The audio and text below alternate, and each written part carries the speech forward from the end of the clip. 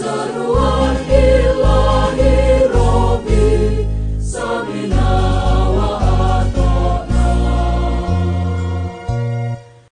Innal hamdalillah nahmaduhu wa nasta'inuhu wa nastaghfiruh wa na'udzu billahi min shururi anfusina wa min sayyiati a'malina. May yahdihillahu fala mudilla lahu wa may yudlil fala hadiya lahu. Wa asyhadu an la ilaha illallah wahdahu la syarika lah wa asyhadu anna Muhammadan abduhu wa rasuluh. Allahumma sholli wa sallim wa barik ala Muhammadin wa ala alihi wa sahbihi wa man tabi'ahu wa man ihtada bi hudahu ila yaumil qiyamah. Ya ayyuhalladzina amanu taqullaha haqqa tuqatih wa la tamutunna illa wa antum muslimun. Ya ayyuhan nasu taqu rabbakumul ladzi khalaqakum min nafsin wahidah wa khalaqa minha zawjaha wa batha minhuma rijalan katsiran wa nisaa'a wattaqullaha alladzi tasaaluna bihi wal arham innallaha kana 'alaikum raqiba. Ya ayyuhalladzina amanu taqullaha wa qulu qawlan sadida yuslih lakum a'malakum wa yaghfir lakum dhunubakum wa may yuti'illaha wa rasulahu faqad faza fawzan 'azima. Amma ba'd, fa inna asdaqal hadits kitabullah wa khairal hadi Muhammadin sallallahu alaihi wasallam wa syarrul umuri muhdatsatuha wa kulli muhdatsatin bid'ah wa kullu bid'atin dhalalah wa kullu dhalalatin finnar. Bapak dan saudara-saudara sekalian jemaah Jumat yang dirahmati Allah, pada kesempatan Jumat kali ini marilah kita merenungkan salah satu firman Allah Subhanahu wa taala dalam surah Al-Ankabut ayat 2 dan 3. A'udzubillahi minasyaitonir rajim. Ahasiban nasu ayyutraku ayyaqulu amanna wa hum la yuftanun. Walaqad fatanna alladzina min qablihim fala ya'lamanna Allahu alladzina shadaqu wa la ya'lamanna al-kadzibin. Apakah manusia itu mengira bahwa mereka dibiarkan saja mengatakan kami telah beriman, sedang mereka tidak diuji lagi? Dan sungguhnya kami telah menguji orang-orang yang sebelum mereka, maka sungguhnya Allah mengetahui orang-orang yang benar, dan sungguhnya Dia mengetahui orang-orang yang dusta. Ayat ini menjelaskan bahwa salah satu konsekuensi pernyataan iman kita adalah kita harus siap menghadapi ujian yang diberikan oleh Allah Subhanahu wa taala kepada kita untuk membuktikan sejauh mana kebenaran dan kesungguhan kita dalam menyatakan iman. Apakah iman kita betul-betul bersumber dari keyakinan dan kemantapan hati, atau sekedar ikut-ikutan serta tidak tahu arah dan tujuan? Bapak-bapak dan saudara-saudara sekalian yang dirahmati Allah, bila kita sudah menyatakan iman dan kita mengharapkan manisnya buah iman yang kita miliki, yaitu surga, sebagaimana yang dijanjikan oleh Allah dalam surah Al-Kahfi ayat 107. Innal ladzina amanu wa 'amilus sholihati kanat lahum jannatul firdausi nuzula. Sungguhnya orang-orang yang beriman dan beramal saleh, mereka mendapatkan surga Firdaus sebagai tempat tinggal. Maka marilah kita bersiap-siap menghadapi ujian berat yang akan diberikan Allah kepada kita, dan bersabarlah kalau ujian itu datang kepada kita. Allah memberikan sindiran kepada kita yang ingin masuk surga tanpa melewati ujian yang berat. Am hasibtum an tadkhulul jannata wa lamma ya'tikum masalul ladzina khalau min qablikum masatkumul ba'sa wad-dharra'u wa zulzilu hatta yaqula ar-rasul wal ladzina amanu ma'ah mata nasrullahi ala inna nasrullahi qarib. Apakah kalian mengira akan masuk surga sedangkan belum datang kepada kalian cobaan sebagaimana halnya orang-orang terdahulu sebelum kalian? Mereka ditimpa malapetaka dan kesengsaraan serta digoncangkan dengan bermacam-macam cobaan, sehingga berkatalah Rasul dan orang-orang yang beriman bersamanya, bilakah datangnya pertolongan Allah? Ingatlah, sungguhnya pertolongan Allah itu amat dekat. Al-Baqarah 214. Rasulullah SAW juga mengisahkan betapa beratnya perjuangan orang-orang dulu dalam perjuangan mereka mempertahankan iman mereka, sebagaimana dituturkan kepada sahabat-sahabat Ibnu Aras. Sungguh terjadi dari orang-orang sebelum kalian ada yang disisir dengan sisi dari besi sehingga terkelupas daging dan urat dari tulang-tulangnya, akan tetapi itu tidak memalingkannya dari agamanya.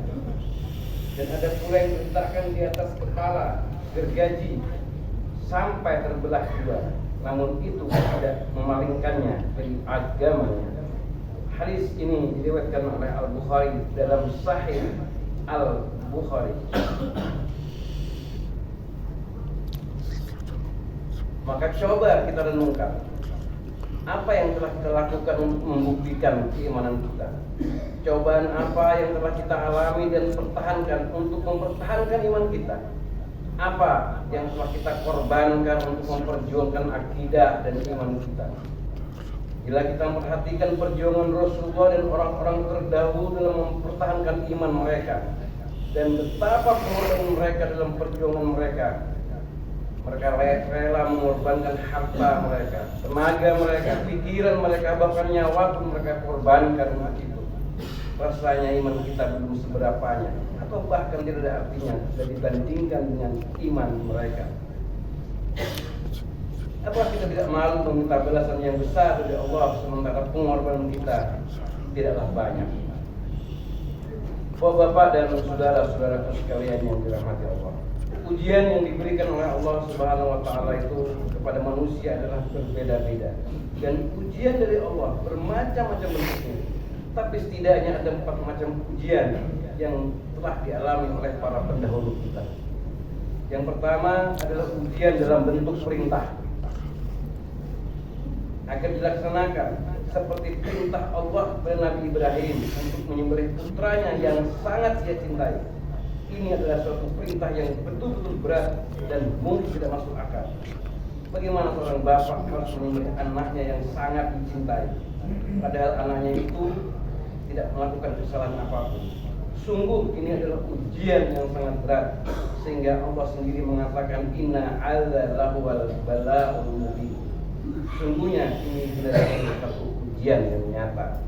As-Saffat 106. Dari sini kita melihat bagaimana kualitas iman Nabi Ibrahim yang benar-benar sudah tahan uji, sehingga dengan segala ketabahan dan kesabarannya, perintah yang berat itu pun tetap dijalankan. Apa yang dilakukan oleh Ibrahim dan putranya adalah pelajaran yang sangat berharga bagi kita, dengan sangat perlu kita teladani. Karena sebagaimana kita rasakan dalam kehidupan kita, banyak sekali perintah Allah yang dianggap berat bagi kita, dan dengan berbagai alasan kita berusaha untuk tidak melaksanakannya. Sebagai contoh, ketika Allah memerintahkan kepada kita untuk berjamaah di masjid, banyak di antara kita yang tidak melaksanakannya dengan berbagai alasan. Atau ketika Allah memerintahkan hijab pada para muslimah, pakaian yang menutup seluruh aurat, secara tegas untuk membedakan antara wanita muslimah dan wanita musyrikah. Sebagaimana firman-Nya, hai Rasul, katakanlah kepada istri-istrimu, anak-anak perempuanmu, dan istri orang-orang beriman, hendaklah mereka mengulurkan jilbabnya ke seluruh tubuh mereka. Yang demikian itu supaya mereka lebih mudah untuk dikenali, karena itu mereka tidak diganggu, dan Allah Maha Pengampun lagi Maha Penyayang. Al-Azab 59. Namun kita lihat sekarang masih banyak wanita muslimah di Indonesia khususnya yang tidak mau mau memakai jilbab dengan berbagai alasan.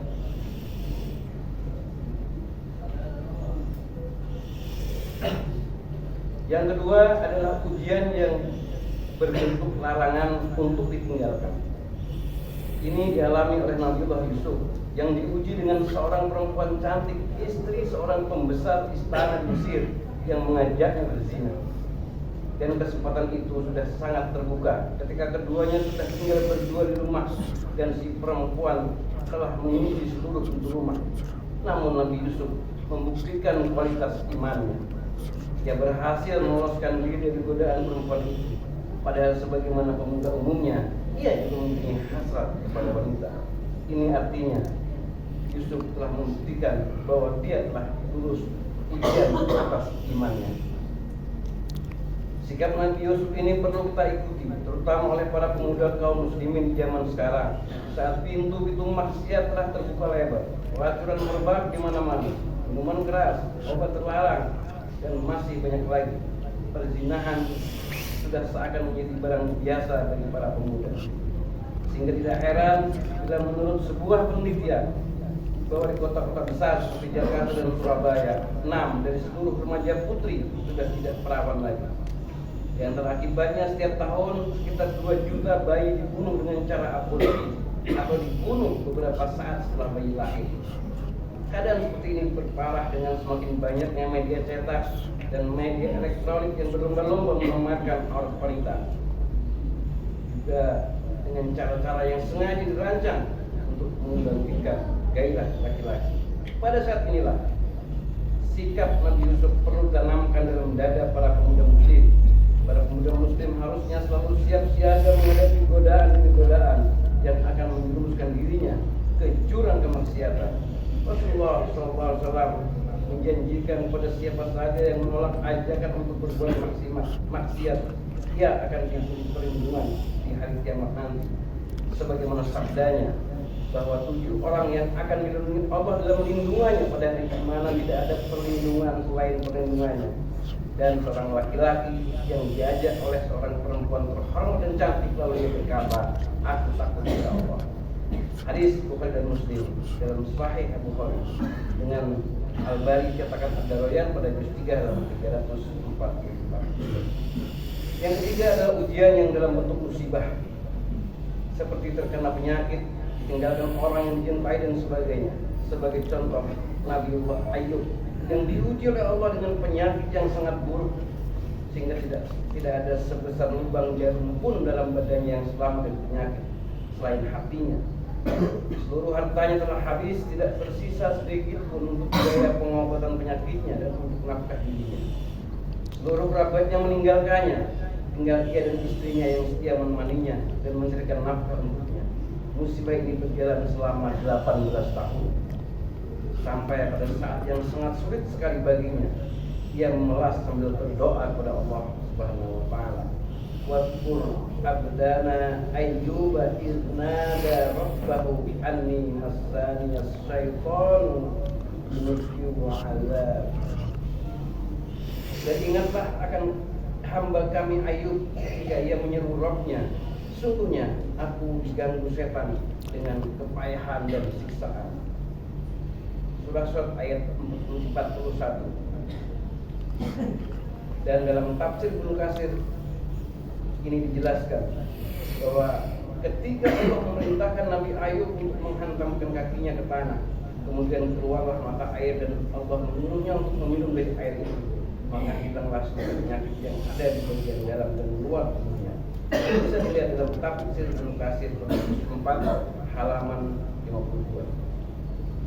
Begitulah ujian Allah pada nabi-nabinya. Masa 18 tahun ditinggalkan oleh anak saudara. Masa 18 tahun itu waktu yang lama, merupakan perjalanan hidup yang sangat berat.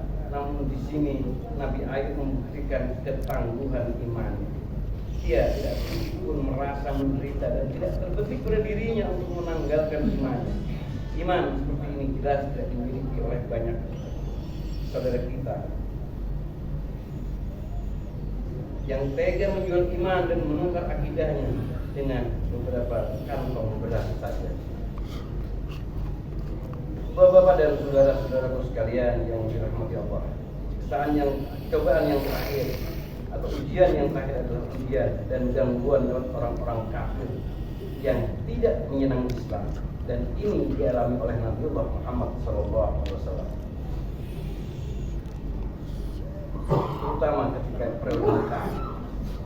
Kiranya cukup menjadi pelajaran bagi kita betapa keimanan itu diuji dengan berbagai cobaan yang berat yang menuntut pengorbanan harta benda bahkan nyawa.